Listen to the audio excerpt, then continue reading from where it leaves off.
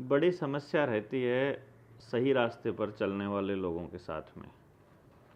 जो गलत रास्ते पर चलते हैं वो अपने पूरे संगठन को एक साथ लेकर चलते हैं, क्योंकि जितना भी सामान उनको मिलता है, जो भी कमाई उनको होती है, वो उस कमाई को क्योंकि हराम की कमाई मानते हैं, तो उसमें उनको कोई दिक्कत नहीं होती है बराबर का शेयर करने में। और ईमानदारी से करने वाले लोगों के साथ समस्या होती है कि वो ये सोचता है कि पात्र व्यक्ति को मिले, तो अगर कोई कुपात्र बीच में घुस जाए तो फिर वो गड़बड़ शुरू कर देता है। एक दौर था जब जनता सरकार मोर्चा की ट्रेनिंग का कॉन्सेप्ट जब लॉन्च किया था मैंने, तो ये सोच करके किया था कि हम इससे अपने जैसे लोग तैयार करेंगे और उनको बोलने के लिए समाज में उतारेंगे। मुझे नहीं मालूम था कि जिनको हम तैयार करेंगे वही लोग हमारी जड़ काटनी शुरू कर देंगे और पैरेलल में उसी दौरान ट्रेनिंग्स रखना शुरू कर देंगे जिस दौरान कहीं और ट्रेनिंग चल रही है या कुछ और काम चल रहा है या कोई और कार्यक्रम चल रहा है। तो बड़ा अजीब सा रहता है, बड़ा अजीब सा लगता है कि जिन लोगों को हालांकि तैयार तो इसीलिए किया था कि वो बोलना सीखें, वो समाज में उठें और बोलें, और हम चाहते भी यही हैं। बहुत से लोग हमसे सवाल पूछते हैं कि आप ये क्यों नहीं बोलते, आप ये क्यों नहीं बोलते, तो हम बोलते हैं कि भाई जितना हमको समझ में आता है उस पर हम बोल रहे हैं और बाकी मुद्दों पे भी जितना आता रहेगा बोलते रहेंगे। लिमिटेशंस हैं, तो हमारे पास जब बोलने वाले खूब हो जाएंगे तब हम करेंगे। अब बोलने वाले तो हो जाएं, उल्टा गुर्राने वाले हो जाते हैं तैयार फिर। एनी हाउ, कोई बात नहीं, ये तो थोड़े सेटबैक्स हैं जो लगते रहते हैं, कोई दिक्कत नहीं है। इसलिए फिर ये निर्णय लिया कि जनता सरकार मोर्चा की ट्रेनिंग का शेड्यूल जो है वो हम लोग जारी किया करेंगे कि जब भी कोई मोर्चे की ट्रेनिंग होगी तो मालूम रहेगा कि मोर्चे की ट्रेनिंग कहाँ कहाँ हो रही है और कौन कौन उसको कंडक्ट कर रहा है। तो वो मैं आपको पहले ही बता दिया करूँगा, और उसके पैरेलल में कोई और कर रहा है तो फिर वो मोर्चे की ट्रेनिंग नहीं है, फिर वो उनकी व्यक्तिगत ट्रेनिंग है। तो जो कोई और व्यक्तिगत ट्रेनिंग कर रहा है उसके लिए कोई दिक्कत नहीं है। कोई अपना अलग संगठन बनाकर, जैसे कि महाराष्ट्र में कुछ लोगों ने अपना एक अलग संगठन बनाया, अपनी एक नई कमेटी, अपनी एक नई समिति बनाई और उसके अंडर में काम करना शुरू कर दिया। एक नया ग्रुप जो है वो भी यही करने जा रहा है और वो ये बोलते हैं, देखो पहले वाले ने भी ऐसा ही बोला, नए वाला भी ऐसे ही बोल रहा है कि हम लोग जनता सरकार मोर्चा के ही कार्यक्रम को आगे लेकर के जाएंगे। जबकि जनता सरकार मोर्चा में जब बातचीत हुई तो वो कोई भी पैमाने पर काम नहीं कर रहे, लेकिन कुछ लोग अगर उनको अंदर से मदद करते हैं या उनको इस बात के लिए प्रोत्साहित करते हैं कि हाँ तुम ठीक कर रहे हो, तुम ये करो, तो भी कोई दिक्कत नहीं है।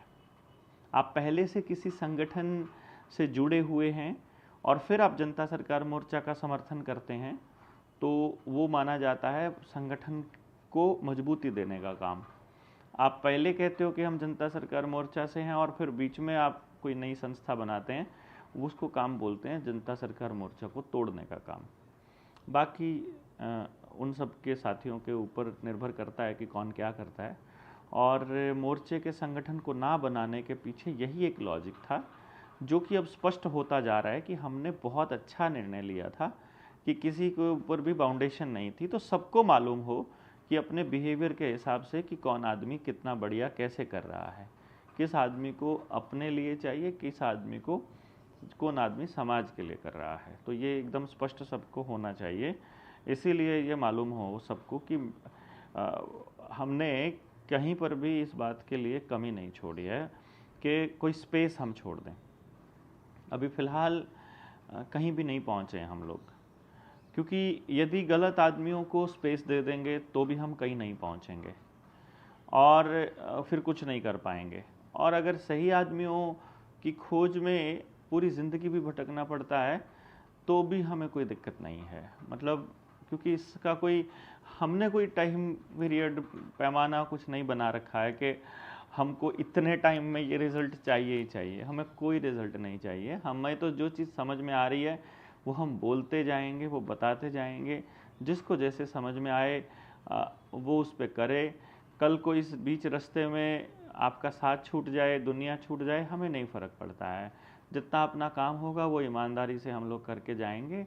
ये हमारा प्रण है, इसमें कोई इफ़ बट नहीं है, इसके लिए कोई मतलब कॉम्प्रोमाइज़ नहीं होगा। ये हम बहुत स्पष्ट आप लोगों को बता चुके हैं। हाँ, चीज़ें ही गलत समझ में आ जाएं हम लोगों को, हमारे ही लोग अगर हमें धोखा दे जाएं तो फिर क्या किया जा सकता है। पहले भी दिया है, राजीव भाई को भी उन्हीं के लोगों ने धोखा दिया था। मतलब वो सत्ता के भूखे लोग थे कि पैसे के भूखे लोग थे कि उसके आसपास रहने वाले लोग थे कि उनको किस वजह से मतलब उनके साथ हुआ, तो ये तो मतलब करने वाले ही जानते हैं। बाकी हाँ, उन्होंने भी अपनी कसर नहीं छोड़ी थी, बाकी लोगों ने भी नहीं छोड़ी थी, ऐसा नहीं है। और हम लोग भी अपनी कसर मतलब नहीं छोड़ेंगे, अपनी तरफ से ईमानदारी से ही करेंगे।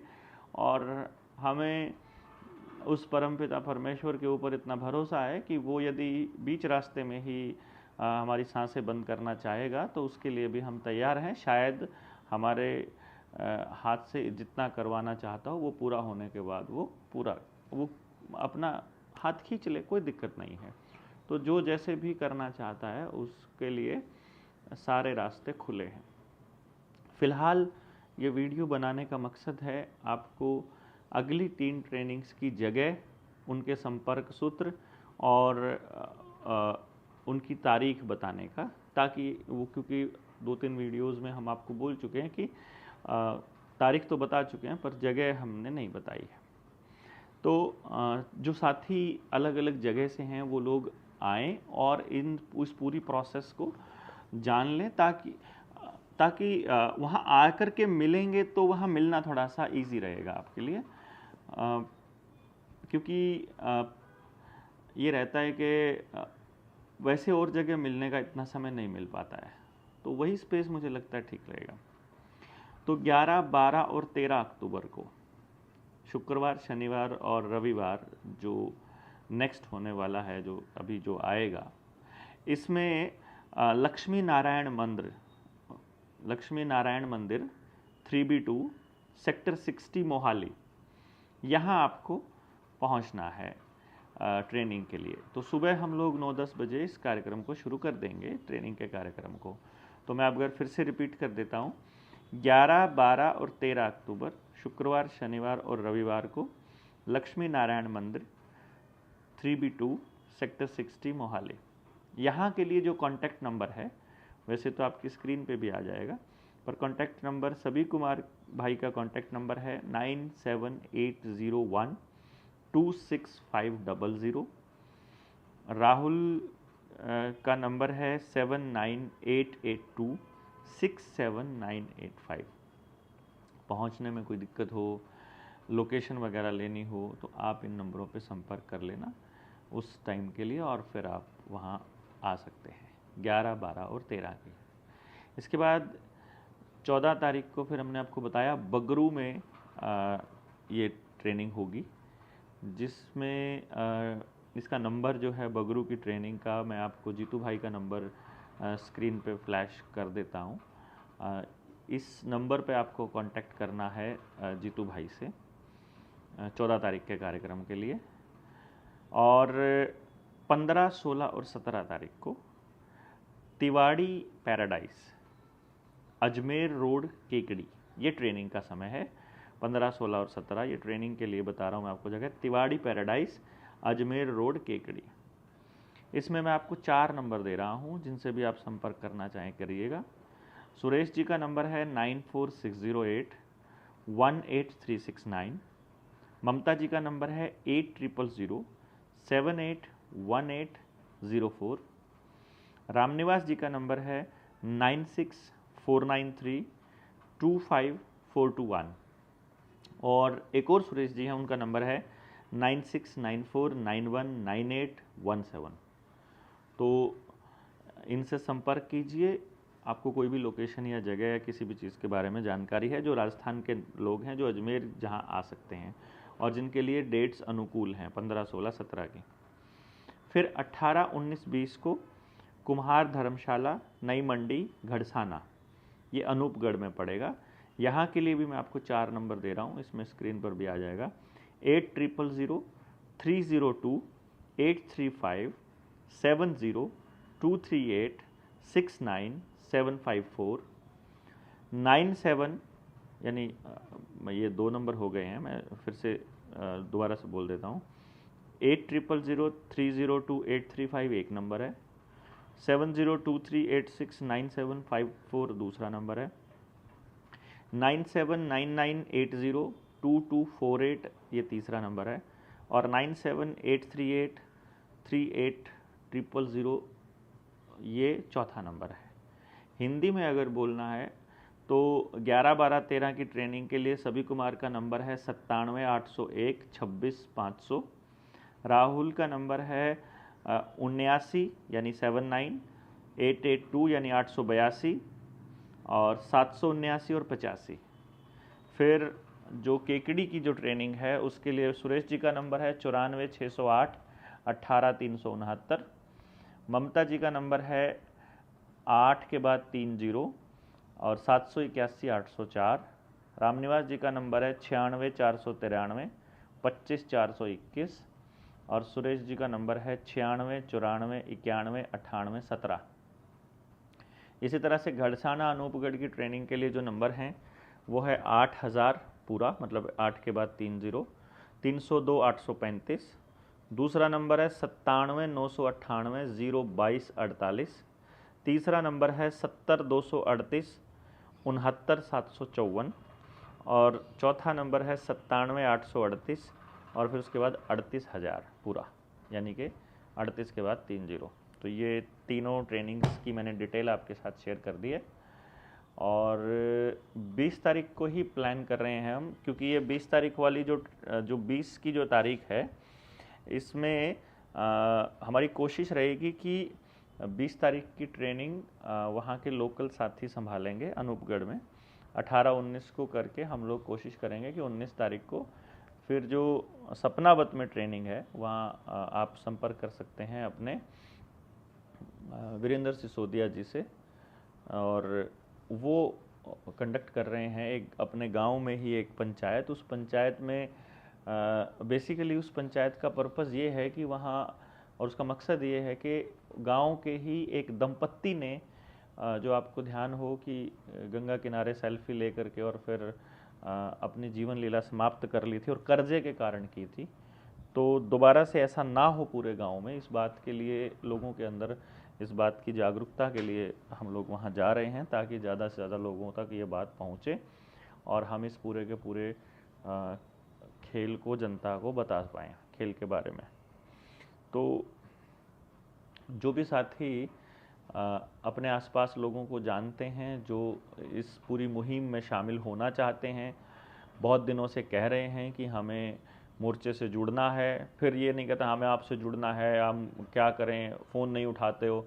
भाई हमारे पास कॉल सेंटर की सुविधा उपलब्ध नहीं है, हमारे पास कॉलिंग करने के लिए अब जो साथी हैं वो अभी चुनाव में बिज़ी थे, फिर अपने घर के कामों में बिज़ी होते हैं, तो कॉन्टीन्यूसली इस काम में नहीं लगा पाते हम लोग। ये हमारी कमी है, ये हमारे पास संसाधनों की कमी रहती है। और हम लोगों ने आपको सामने शेयर भी किया था कि यदि आप हमारे इस कॉज को भी हेल्प करना चाहते हैं, जो हम 24 नवंबर को तालकटोरा स्टेडियम में एक सेमिनार करने जा रहे हैं, उसको भी अगर आप सपोर्ट करना चाहते हैं तो उसके लिए भी हम आप स्क्रीन पर आपको UPI ID जो है वो शेयर कर देते हैं, आप उसका स्क्रीनशॉट लेके या उसको आप स्कैन करके आप हमारी मदद कर सकते हैं जितना हो सके।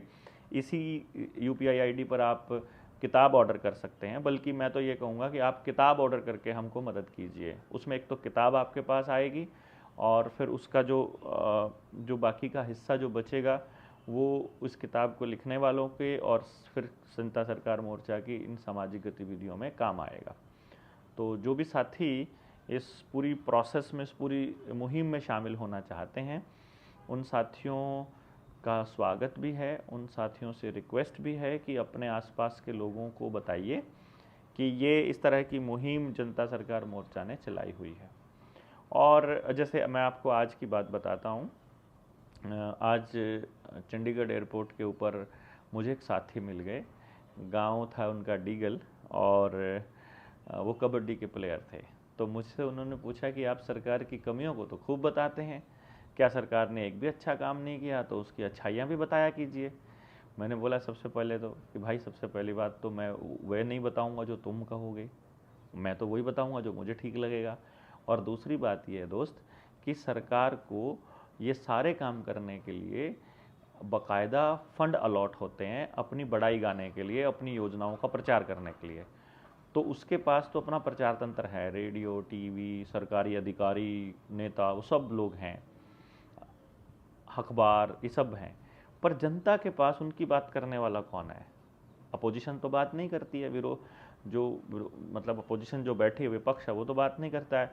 तो फिर अगर कोई एक व्यक्ति विपक्ष में रह करके बात कर रहा है तो उस एंगल को भी देख ले बस। हमारे कहने करने से क्या फ़र्क पड़ता है, हम तो केवल जागरूक ही करते हैं ना। तो कोई माने ना माने वो तो आपके ऊपर है। तो एक पहलू सरकार बता रही होती है, दूसरा हम बता रहे होते हैं, तो हम उस दूसरे पहलू को ही बता रहे हैं। आपको जो ठीक लगे आप उसका निर्णय लीजिए। तो इसलिए उन साथियों को बोलिए कि मैक्सिमम जो संख्या में लोग आएँ और इन ट्रेनिंग्स का हिस्सा बने और मजबूत करें अपने आप को।